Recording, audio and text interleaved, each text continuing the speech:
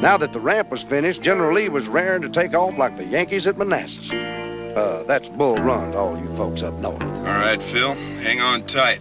This is going to be the closest thing to a parachute jump you've seen since you left the service.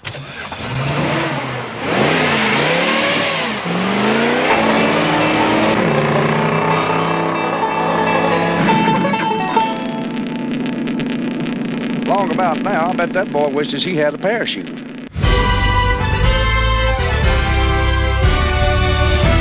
I hate these videos where I have absolutely nothing to talk about. What was that? Okay, so I know everybody is going to want me to rip this race apart, and don't worry, I will. But I want to keep things in perspective here and talk about the event first. I'm going to start with some sugar because this is not an event that's going to be a one and done. While this was an absolute cluster of a race, there's no doubt about it. Among the elite tier of races in which everything that could go wrong did go wrong, and anything that could happen did happen, you had a very enthusiastic crowd here. In fact, one of the most enthusiastic I've seen. And I think a lot of people were experiencing racing for the first time. So you would see, I mean, it was interesting to see the crowd, which was enormous, by the way, and sold pretty much all of the merchandise in a lot of the trailers, learn as the race went on. So they would start, for example, obviously, you know, there were drivers that the crowd liked already, like the hardcore racing fans. And so there were people cheering for Herta, and there were people cheering for Grosjean. But as the race kind of went on, you know, when a driver would make a move or there would be a crash or, you know, any sort of a pass, the crowd would stand up and cheer. And when Romain Grosjean had the lead for a couple of laps, the crowd cheered every time he went by in the lead. When Colton Herta was doing his charge, the crowd was cheering. So, yes, there are a lot of problems that we had at Nashville. But what I think the takeaway and the legacy of this first race is, because this was such a casual crowd, you know, if this had happened at Long Beach and Long Beach was in its first year, perhaps we'd be talking about something a little bit different.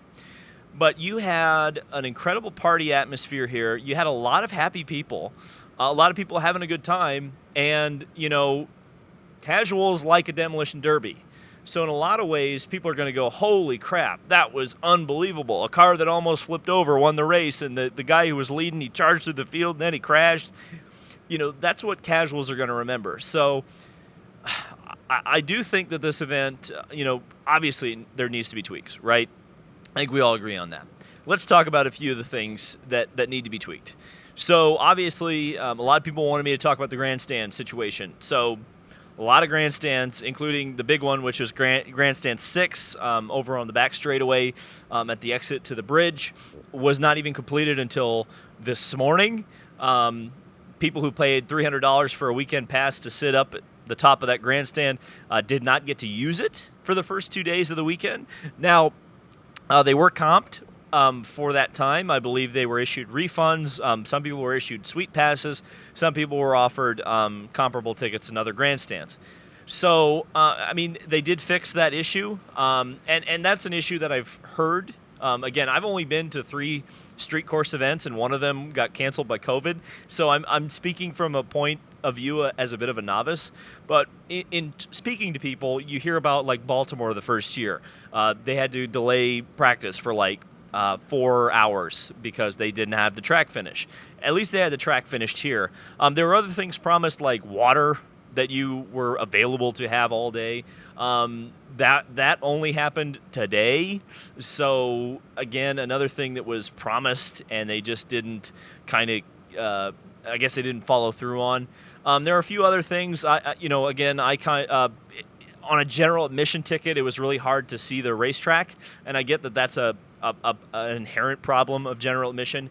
But I would like to see like a couple of extra grandstands perhaps built that would be for general admission folks, so that you can at least get some sort of a view, a better view of the race. And the other thing is, See this big TV back here? There weren't enough of them on the racetrack. A lot of grandstands were pointed at trees and not at the TV. So what would happen is people would stand up, try to see their nearest TV, and then no one would be able to see. And a lot of like the elderly people who just can't just keep standing up and sitting down, their experience was worse. So there are a lot of things. The bridge. So the bridge walking to the track too. I think they got to come up with some sort of a reliable shuttle service. I can't imagine. I'm not super fit, but I mean I'm a guy who doesn't have any health problems or comorbidities or anything. And walking up and down that bridge even just twice a day, man, that takes it out of you. So I would like to see some sort of a shuttle service, like some golf carts running back and forth, kind of barber style, taking people over that bridge, or at least the people who would really need it, and perhaps that would save some of the congestion. Okay, let's talk about the race, because that's probably what you're here for. I'm going to talk about that during the race. Kyle's yelling at me. He thinks I'm getting off track, but I'm not off track. I'm not hinching Rossi. Yeah, he's keeping me in check. Okay, the race. A car that won was airborne. What? I think that, at the end of the day, I think a lot of people are drawing the correct comparison between this race and the 2002 Surfers Paradise race where Mario Dominguez crashed into a bunch of cars on the start and through strange rules ended up winning it. I have to tell you that Marcus Ericsson absolutely won this race. He's won 2 races under extremely strange circumstances. There's no doubt about it. But, you got to credit the guy. He has, I believe he said himself in the press conference just a few minutes ago, that he has scored the most points since Indianapolis of any IndyCar driver. He has 2 wins, both on street circuits. A street circuit ends the season, I might add. So, and he's 5th in points right now overall. So, I mean, Marcus Ericsson is not only now a legitimate race-winning contender every race, but he could be a championship contender. And it certainly seems like he's finally clicking with Chip Ganassi Racing. He's clicking with IndyCar Racing. And, you think about this win today and what he had to overcome, not only the crash, but also Big Chungus. Colton Herta. Oh, my God. A spike through the heart. No doubt about it. He drove, he looked like for a few laps there, a prime Alex Zanardi, where it was just like, this guy's going to pass everybody and win this race, and it doesn't matter where he is in the serial, he's going to win. And it didn't turn out that way. And he made some mistakes behind Ericsson. I think Ericsson did a fantastic job of holding him off and got him hassled a little bit. And that's where you ended up with Herta in the wall. And again, you just looked at Herta, just the pain and anguish in his face as he was just kind of grabbing his hair, and you feel for the guy, because obviously you guys know I've had the privilege of speaking to him quite a bit, and he's a soft-spoken guy, but that competitive spirit's there. So it's tough to kind of see that. What was also tough to see was how many yellows today. 12 caution flags. 12. 9. It was 9 caution flags. It felt like 12. So, few things. Number 1, caution flags need to be shorter. We need to figure out a way to shorten the caution flags. How do you not know where to score cars under a yellow, especially when they haven't even pitted? And even when they have pitted, it's annoying that you take 2 or 3 laps to sort the cars out. That's dumb. Second thing that's dumb. And Will Power won the Golden Bowling Ball Award today because, good God, he crashed into a lot of cars, particularly his teammates. And a lot of it was on these restarts where they started the race over on the bridge. Nice wide place, a lot of place to go. In fact, I thought there was going to be a 14-car pileup on the start. They got through there cleanly. Every subsequent restart almost was a complete shambles. They started on where the finish line is, and I guess it's the restart and finish line now.